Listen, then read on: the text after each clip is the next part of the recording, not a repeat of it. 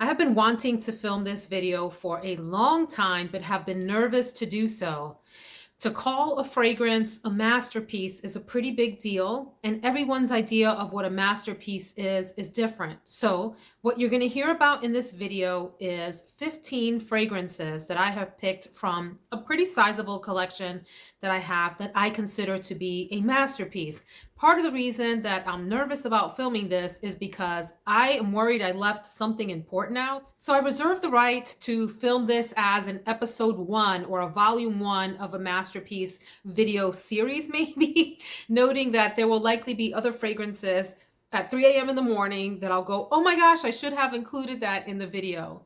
So why don't we start off with the definition of masterpiece, because it's important for us to figure out what do we think we're talking about when we say masterpiece. So according to good old Merriam-Webster dictionary, a masterpiece is a work done with extraordinary skill, especially a supreme intellectual or artistic achievement.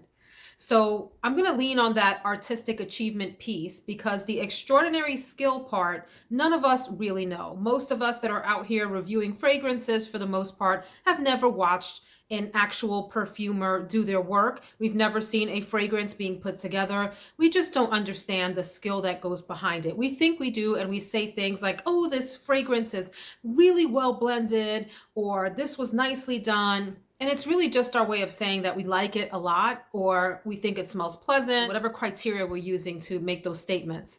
But when I think of a fragrance that is an artistic accomplishment, that's kind of hard to put into words in terms of scents. But some of the things that come to mind is there's something really unique about the fragrance. There aren't 20 other versions of it or smell-alikes or whatever out on the market. And I'm not talking about dupes, but other fragrances that smell like it. There's something about it that is unique in the sense that when you smell it on someone, you immediately know what they're wearing. And it pushes the edges for me. That to me is artistic, so it may not be mainstream. That's not to say that mainstream fragrances aren't beautiful.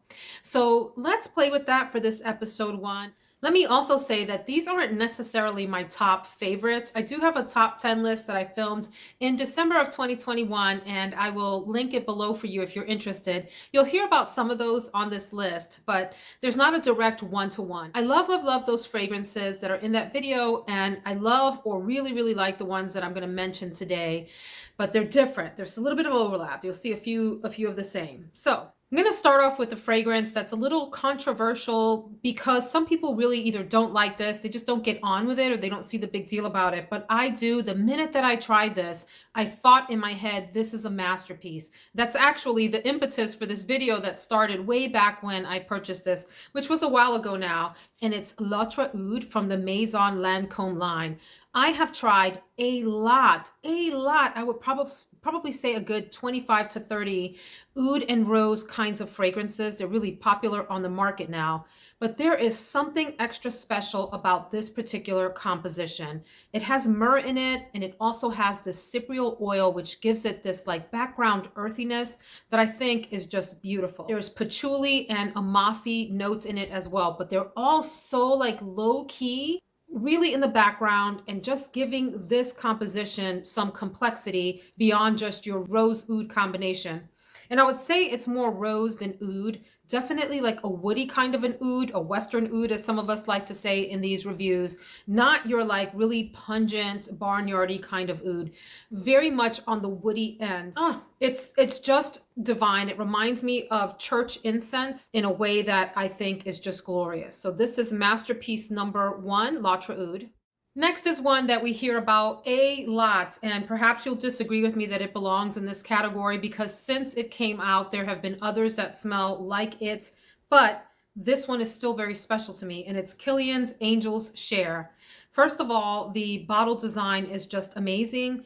And of course, there have been more like this since this came out with Roses on Ice, I think was the twin that came out with this. This is a boozy gourmand vanilla, and it has cognac, it's got praline, it's got tonka bean, it has like a cinnamon type of thing. It smells very apple pie-ish. There's some beautiful spices in here. It smells like everything you love about baking goods with a shot of some kind of really warm brown liquor on the side, because there's that cognac in here, right? A bit of woodiness to this. It smells intoxicating on, and it leaves a beautiful scent trail behind where, at least when I've worn it, people have asked me what I'm wearing. I have a backup of this. I think it's beautiful and I think it's worth the money. Some people think it doesn't last super long. I think it lasts long enough, and I'm happy to reapply this. Yeah, there's a few other fragrances out there that are in the same family, but there's only one Angel Share. Number three on the list really surprised me when I purchased it. I knew I would like it, but I didn't know how much I would like it. And I had no idea that it would end up in my top 10 at the end of 2021. It's Carolina Herrera Saffron Lazuli. What a gorgeous fragrance. Ignore the notes that you see on Fragrantica. I'm going to tell you what this smells like. Imagine you're wearing a long leather coat in the middle of winter. In the pocket on the inside, you left a piece of juicy fruit gum and a piece of spearmint gum. They have warmed up, mixed together with the warmth of your body and that beautiful new leather smell, with a hint of like a metallic thing going on, with a hint of iris way deep in the background. That smell wafting up to your nose from the gum, the jacket, and a couple of those other notes is what this smells like. I find this to be intoxicating and delightful. It's just the right amount of leather and a little bit of woodiness.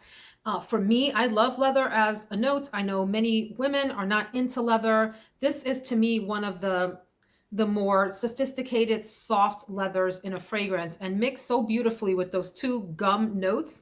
Now, if you look up the notes, it doesn't tell you anything about any gum, but that's in there. There is something a little bit sweet in here too, a tonka bean note and a vanilla note that keep this from being too harsh, too much into the like harsh leather territory. I think this is beautiful, beautiful. I've never smelled anything else like it. If there is something out there like it, I just don't know about it. So Saffron Lazuli makes it into my masterpiece list for this moment in time in 2022.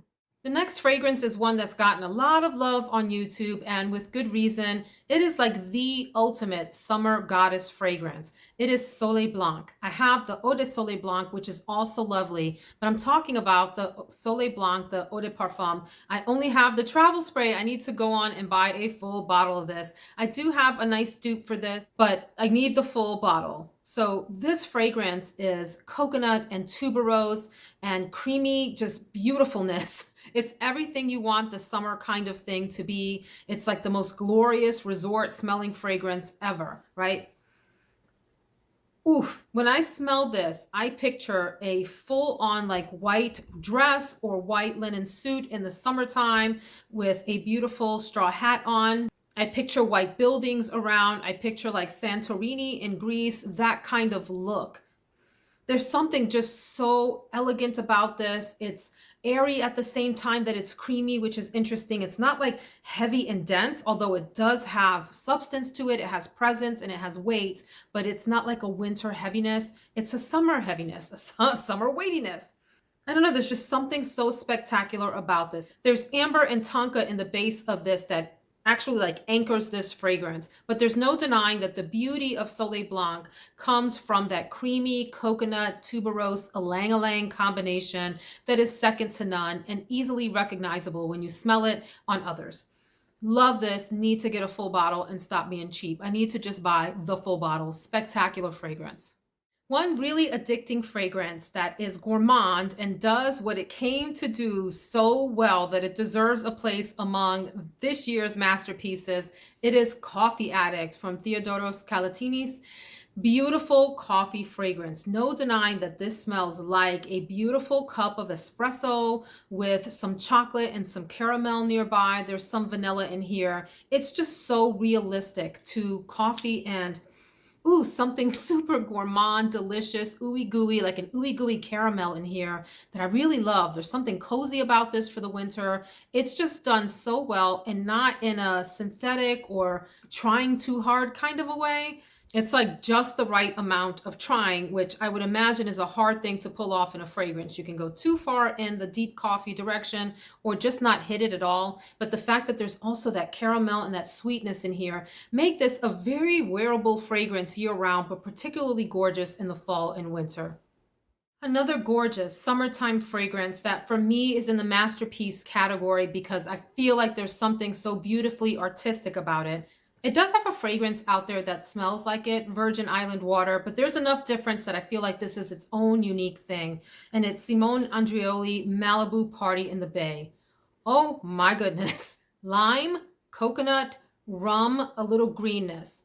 Beautiful fragrance for the summer, enough oomph and power to get you through the winter too. If you like a bright, citrusy, summery fragrance in the wintertime, has a lot of strength to it, lasts a long time, and is just divine if you're into that combination. Lime, coconut, and rum primarily, okay? Lime opening very strong and then settles out into a combination of all three of those with some greenness in the background. Divine fragrance, one that I got to stop myself from reaching for because it's such an easy, delicious wear. And I know that this is an expensive purchase and hard to find, but if you can get your hands on it, go to the Simone Andreoli website itself. If you're into that kind of note profile, you will not be disappointed with this. You know, I'm a tuberose lover, and a masterpiece list would not be complete without the most gorgeous queen of tuberose fragrances I've ever tried, and I have a backup of it. Fracas or Fracas by Robert Piguet. I want to say Fracas. You know, we've had this conversation in videos before. The most luscious, most buttery tuberose ever. It's so buttery. Have you ever had like butter go a little bit rotten on you? It's like on the edge of that because it's that creamy, almost like on the edge of like a dirty, buttery kind of a smell. The tuberose in here is so powerful and so strong and so deep and so sensual and sensuous at the same time. There's nothing else like this. Truth or Dare gets close to this, Madonna's Truth or Dare, but it's not this. There's only one Fracas out on the market, and I just love it. I've talked about this next fragrance a lot recently. It seems it was in my green fragrances video. I have a dedicated review to it, a single video, so I won't get into a lot about it, but it is the original Calyx from Prescriptives, a magical fragrance, very bizarre, very strange, very green, very potent. There's no mistaking it. When you smell it, you know that someone has Calyx on. Please go check out the other videos that feature this so that I can move on to others. But wow, wow, more wow. Then a fragrance that I wasn't sure I liked at first until I got it, until it hit me. And then I was like, wow, where has this fragrance been all my life? Not only is it beautiful, but there's something especially unique about its tropicalness. And it is Terracotta Le Parfum from Guerlain. I have two backups of this. That's how much I love this bottle. This is a white and yellow floral with a hint of coconut. Dream, sweet, elegant, ladylike, feminine, beautiful resort kind of fragrance. You'll hear about this again this summer. There's something so intoxicating about this once you figure it out. You might spray it on your skin and go, what is all the fuss about? But when you live with it for a little while, there's just something about this that is magical and continues to draw you in for the sniff. There's warmth in here. I don't know, there's just like this creamy warmth, sun-kissed floral thing happening, touched by some coconut. I can't get enough of this. This is absolutely a masterpiece. I've also given this next fragrance a lot of airtime recently, so I won't go on and on, but Aura EDP is a masterpiece in and of itself. The EDT is a very interesting, bizarre one. This one manages to make Pepto-Bismol sexy, like that Pepto-Bismol smell, combines that with a bunch of greenness and a bunch of vanilla into a very, very sexy, delicious fragrance that is bizarre, strange, unique, interesting, artistic, not to mention the bottle is gaudily delicious. Aura EDP. This next fragrance really defies explanation. I always have a hard time describing what it smells like. Dune from Christian Dior. Unbelievable fragrance, one that I got so sick of because it's so strong and unique and different that I ended up giving away a bottle that I had a long time ago. I had had enough of it and then missed it and had to have it back in my collection. This is like this woody, well, mostly amber, then woody, right? Amber mostly, and then woody. And I would say amber in like the truest sense of the color. Like how the color that this is, this golden amber thing. Imagine if that had a smell and that had then some dustiness to it and some heat. Imagine being in a hot desert. Yes, the name evokes that for me. Dune, atop a hot sandy dune with amber, with some florals, ylang-ylang in particular, some hints of woodiness. This is kind of sort of what this smells like. Strong, deep fragrance, beautiful for the winter. I wouldn't dare wear this in the summer, maybe not even in the spring. It would be deep into the fall and winter when this fragrance for me shines the most under a heavy sweater. There's just something so artistic and different and masterful about this fragrance that's so hard to describe. No doubt one of the most artistic, floral, woody, ambery fragrances like ever of all time, in my opinion. Absolute masterpiece status and has been for a long time, was too much even for Veronica to wear at one point, but is a staple in my collection now. Amarige from Givenchy. Oh my gosh, kitchen sink fragrance, has tuberose, has ylang-ylang, has amber, has sandalwood. It's woody, it's delicious, it's sweet, it's everything all in one. But what it is mostly is like the epitome of a feminine fragrance to me. If you look up the notes on Fragrantica, it will boggle your mind how many appear in the pyramid for this. But regardless, it's an indescribable fragrance until you try it. A fragrance that is like undeniable when you smell it on other people. Like I know when someone has this on from like a mile away. I just adore this fragrance in so many ways. It's one that is super powerful, but I still feel comfortable dousing myself in because it is such an exquisite beauty of a fragrance. From scents of wood, oak and oak. I do like cedar and acacia. That almost made this list because I think it's masterpiece-ish.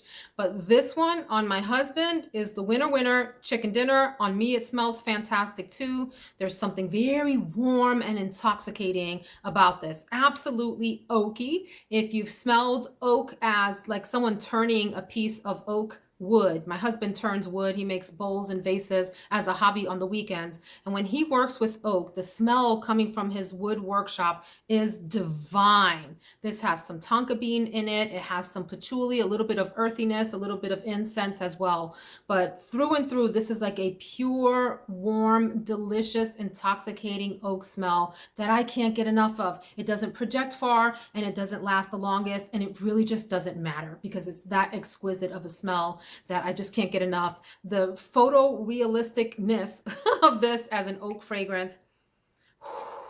Oh my gosh. There's almost like when you work with wood and you get deep into shaving it down to make something, there's almost like this honey kind of thing, this really like sweet aromatic type of thing, honey mixed with some kind of aromatic notes that wood emits as you're working with it. That happens in here. Absolutely divine.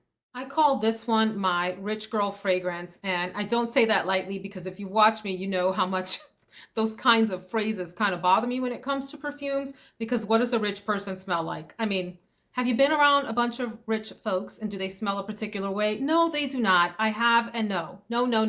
But we have these images in our head that we conjure up about what you would smell like if you were very wealthy. So this fragrance, actually someone stopped me. Several people have stopped me to talk about it. But one person in particular said, "You smell like a rich woman." And it is Dior Addict. What an incredibly divine vanilla queen of a fragrance. There's a hint of greenness in here, but by and large, this is a jasmine vanilla to me. And it's like a jasmine that's really rich and deep and luscious. Oof, this also has tonka bean and sandalwood in the base. One of the most divine vanillas, absolutely appealing in a very like animalic sexual way. I hate to say it, but it's the truth. There's something super glamorous, sexy, wealthy vibe, if there is such a thing, about this Dior Addict. Very pungent, very strong. You only need a little bit. It goes a long way. You will be noticed, only to be worn in like the coldest parts of the fall and winter and very early spring. This is not a summertime fragrance to me at all. It's way too thick and dense, heavily vanillic, and that tonka, just an absolutely glorious combination.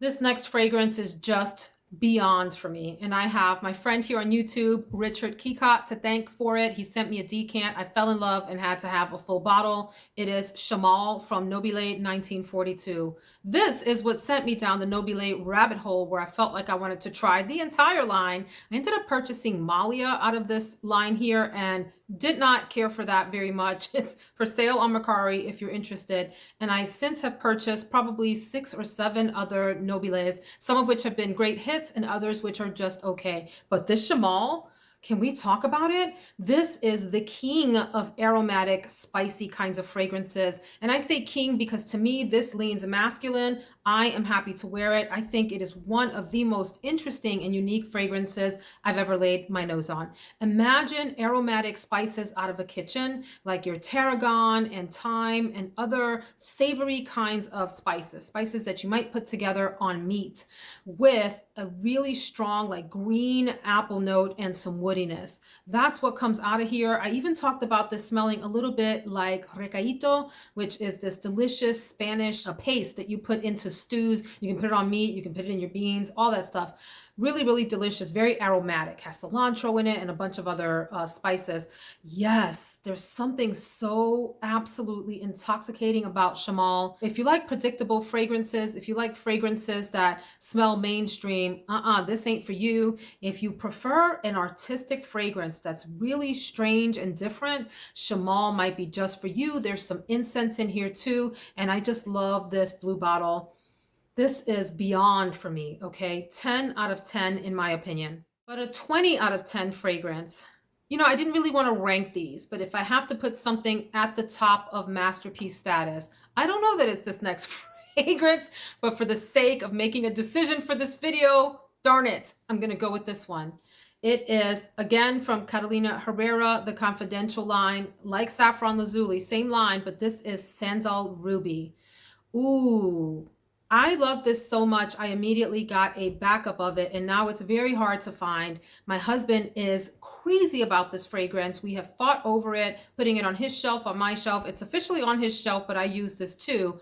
One of the strongest, most powerful, most long-lasting, most unique smelling fragrances I've ever laid my nose on. The closest that I've come to this is the blue Caltot that I can't remember the exact name of. I will put it up here.